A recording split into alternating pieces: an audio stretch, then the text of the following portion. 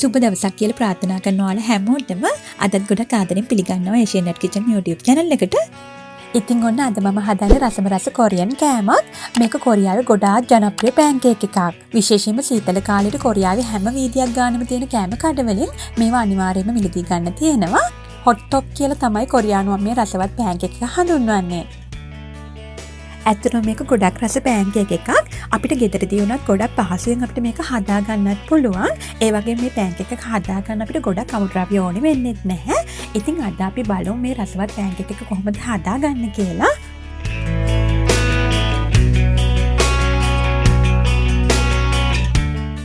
මුලින්ම අපි බලමු පැන්කේක් එකේ ඩෝ එක හදා ගන්න මොනවද අවශ්‍ය වෙන්නේ කියලා. මෙතන මම පාන් පිටි කෝප් එකමාරක් අරන් තියෙනවා.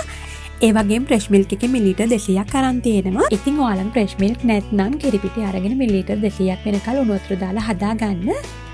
ඉතින් අපි මේ ගන්න කිරි එක අනිවාර්යයෙන්ම මද රස්නි මට්ටමක තියෙන්න ඕනේ. සාමාන්‍ය ඇඟිල්ලක් දාගන්න පුළුවන් තරම වගේ මද රස්නි මට්ටමක අනිවාර්යයෙන්ම තියාගන්න. ඊට අමතරව ඒෂ් තේ හැඳි 1යි, සීනි තේ හැඳි 1යි, ලුණු තේ හැඳි භාගයයි අවශ්‍ය වෙනවා. ඒ වගේම මේ පැන්කේක් ටික පැද ගන්න මේ වගේ පොඩි තෙල් ප්‍රමාණයකුත් අවශ්‍ය වෙනවා. මේකට එළවලු තෙල්, කැනෝලා ඔයිල්, එහෙම නැත්නම් පොල් තෙල්, මේ මොනවා හරි තෙල් වර්ගයක් ගන්න පුළුවන්. මම අරන් තියෙන කැනෝලා ඔයිල් එක. ඊළඟට මේ පැන්කේක් එකේ ෆිලින් එක හදා ගන්න තද දුඹුරු සීනි කෝප්ප කාලක් වගේ ප්‍රමාණයක් මම අරන් තියෙනවා. මෙතනදී ඔයාලට තද දුඹුරු සීනි එකම ගන්න ඕනේ නැහැ. ලා දුඹුරු සීනි එක උනත් ගන්න පුළුවන්. ඊළඟට මේ ෆිලින් එකට අත්‍යවශ්‍යම දෙයක් තමයි කුරුඳු කුඩු. කුරුඳු කුඩු තේ හැන්දක ප්‍රමාණයක් අපිට ඕනේ වෙනවා. ඉතින් ඔයාලන් කුරුඳු පොතු නම් තියෙන්නේ පොතු කෑලි 2-3ක් කබල රත් කරලා ඊට පස්සේ මේ විදිහට හොඳින් කුඩු කරලා අරගන්න. ඊට අමතරව තලයටත් මෙන්න මේ වගේ පොඩි ප්‍රමාණයක් අපිට අවශ්‍ය වෙනවා. කොරියානුවන් මේ ෆිලින් එකට අනිවාර්යයෙන්ම නට්ස් වර්ග, ඒ කියන්නේ ඇට වර්ග ගොඩක් එකතු කර ගන්නවා. ඉතින් මෙතනදී අපිට අපි කැමති නට්ස් වර්ගයක් හෝ කිහිපයක් එකතු කර ගන්න පුළුවන්. කජු, රට කජු, ආමන්ඩ්, වෝල්නට්ස් මේ ඕනිම නට්ස් වර්ගයක් අපිට එකතු කරගන්න පුළුවන්. ඉතින් මම මෙතන කජු මත කිහිපයක් වගේම ආමන්ඩ් පෙති ටිකක් මේ විදිහට අරන් තියෙනවා. මේකට වැනිලා එසන්ස් එකෙන් පොඩ්ඩක් එකතු කරගත්තොත් පොඩි රසයක් එකතු වෙනවා. ඉතින් ඒක අනිවාර්ය නැහැ. ඔයාලා කැමති නම් විතරක් එකතු කරගන්න.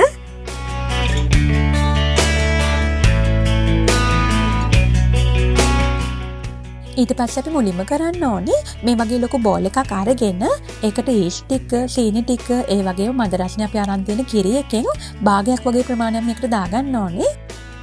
දැන් මේ සේරම ටික මේ විදිහට හොඳින් කලවම් කරලා පියනකින් වහලා විනාඩි 10ක් වගේ කාලයක් පැත්තකින් තියාගන්න ඕනේ.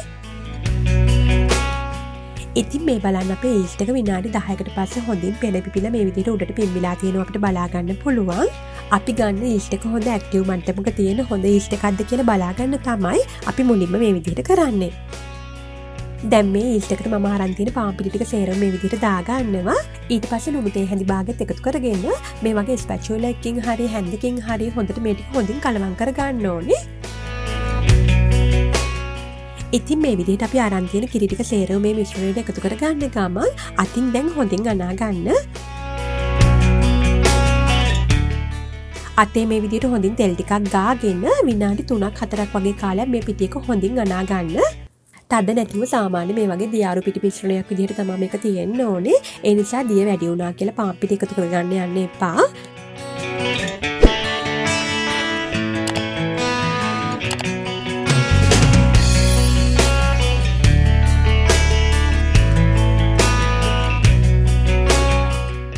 මේ විදිහට විනාඩි 4-5ක් අනා ගන්නකොට පිටි එකේ තියෙන මේ තෙත ගතිය අඩු වෙලා යනවා. ඉතින් අවසානයේ හොඳින් ඇදෙන හොඳ සොෆ්ට් ඩෝ එකක් වෙනකල්ම මේ පිටි එක අපි හොඳින් අනා ගන්න ඕනේ.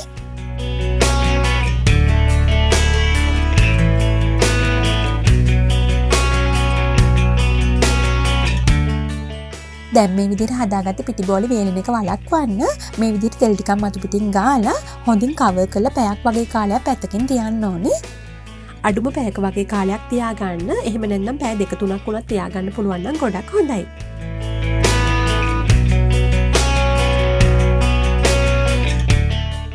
ඉතින් ඒ අතරතුර පැන්කේක් එකේ මැද ෆිලින් එක අපි හදාගමු.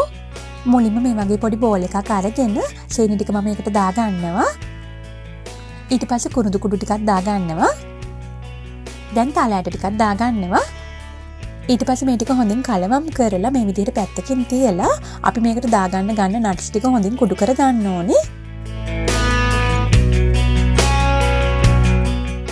මම දැන් මේ වගේ පොඩි බෑග් එකකට අපි ගන්න නට්ස් ටික සේරම දාලා මේ වගේ පොඩි මෝල් ගහකින් හොඳින් කුඩු කර ගන්නවා.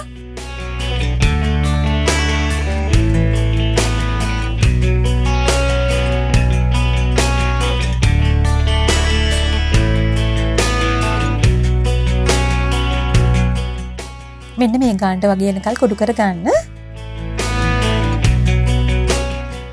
දැන් මේ සේරම ටිකක් සීනියකට දාලා මේ විදිහට හොඳින් කලවම් කරගන්න ඕනේ.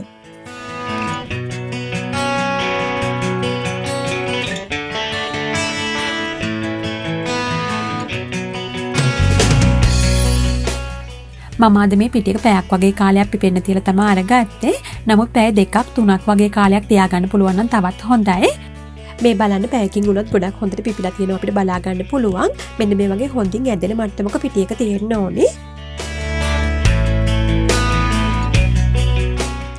මේ පිටියක වේලෙන එක වලක්ව ගන්න මේ විදිහට පොලිතීන් රැප් එකෙන් කවර් කරලම තියාගන්න. ඊට පස්සේ අපි අත් දෙකෙන් මේ විදිහට හොඳින් තෙල් ටිකක් ගා ගන්න ඕනේ. දැන් මේ පිටියකින් පොඩි කොටස් මේ විදිහට අරගෙන මේ වගේ රවුමක් වගේ අතින් හදාගෙන ඊට පස්සේ රවුම හොඳින් මේ විදිහට දිග ඇර ගන්න ඕනේ.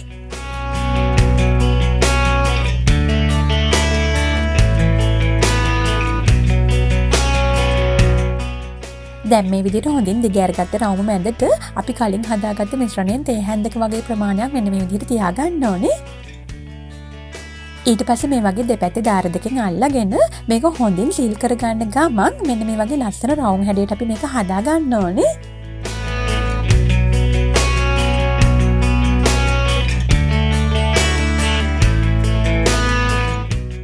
මේ බලන්න මම තවත් එකක් හදාගන්න විදිහ ඔයාලට පෙන්නන්නම්. ඉතින් මේ වගේ ලස්සන රවුම් හැඩයක් එන විදිහට සේරම බෝල ටික මේ විදිහට හදා ගන්න.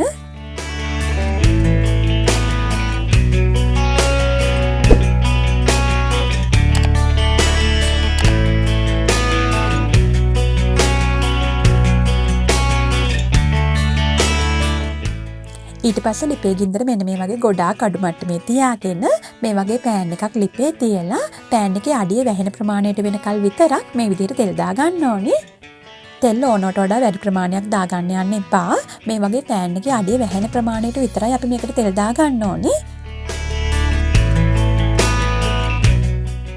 ඊට පස්සේ තෙල් එක යාන්තම් රත් වුණායින් පස්සේ අපි හදාගත්ත බෝල එකින් එක මේ විදිහට තෙල් එකේ පරිස්සමට තියා ගන්න ඕනේ.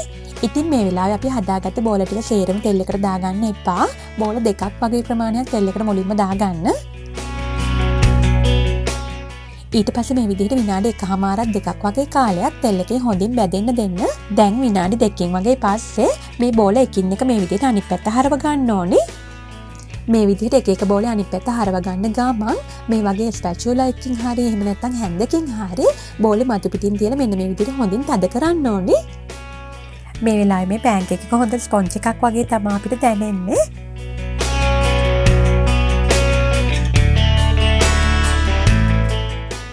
දැන් මේ විදිහට දෙපැත්ත හරවමින් තෙල් ටික හොඳින් බේරෙන්න ස්පැචුලා එකකින් මේ විදිහට හොඳින් තද කරන ගමන් දෙපැත්තම හොඳින් ෆ්‍රයි කරගන්න.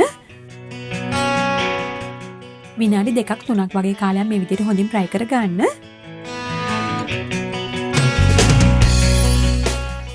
දැන් පැන්කේක් එකේ දෙපැත්තම මේ විදිහට හොඳ ක්‍රිස්පි ගතියට එනකල් බැදුණායින් පස්සේ තෙල් එකෙන් ඉවත් කරගන්න. මේ පැන්කේක් එක උණු පිටින්ම කද්දි ගොඩක් රසයි. තේ එකක් කොපි එකක් වගේ එක ගොඩක් රසට කන්න පුළුවන්.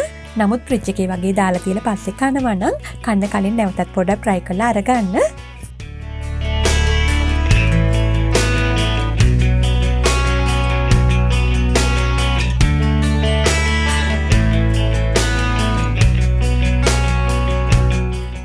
මේ බලන්න පැන්කේක් එකේ දෙපැත්තම හොඳ ක්‍රිස්පි ගතියට තියෙනවා. ඒ වගේම මේක අපි මැදට දාගත්ත මිශ්‍රණයත් හොඳට මෙල්ට් වෙලා ගොඩක් රසවත් විදිහට තියෙනවා. තේ බොන වෙලාවට වගේ අපිට මේ පැන්කේක් එක ගොඩක් රසට කන්න පුළුවන්. අනිවාර්යයෙන්ම ඔයාලත් හදලා බලන්න. ඉතින් ඔයත් කොරියන් කෑම වලට ආස කෙනෙක් නම් ඉදිරියේදී මේ වගේ රසවත් කොරියන් කෑම ගොඩක් මගේ channel එකෙන් ඔයාලට බලා ගන්න පුළුවන්. කොරියන් කෑම විතරක්ම නෙවෙයි තවත් රසවත් රෙසිපීස් ගොඩක් ඔයාලට බලා ගන්න පුළුවන්. ඉතින් දැන්ම ගිහිල්ලා channel එක subscribe කරලා bell icon එකත් click කරලා තියාගන්න. තවත් මේ වගේ වෙනස්ම විදිහේ රසවත් වීඩියෝ එකකින් අපි හම්බ වෙමු. ඔයාලා හැමෝටම සුබ දවසක්.